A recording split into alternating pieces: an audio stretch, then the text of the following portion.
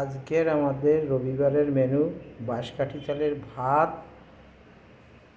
শিং মাছ, মাগুর মাছ, কই মাছ দিয়ে সজনের ডাঁটা দিয়ে মাছের ঝোল, টমেটো, খলসা মাছ দিয়ে কাঁচা টমেটোর ঝোল, ল্যাটা মাছ ভাজা, ল্যাটা মাছ দিয়ে পালং শাকের তরকারি, চিংড়ি মাছ দিয়ে মোচা, হিঞ্চে শাক, শোল মাছ দিয়ে এবং সজনে ফুলের বড়া। এই দেশীয় পদ্ধতিতে করা ঘরোয়া খাবার আমরা খেতে খুব পছন্দ করি রবিবারে, তাই এই মেনুগুলো করেছি। এই মেনুগুলো একদম স্বাস্থ্যকর এবং ন্যাচারাল খাবার।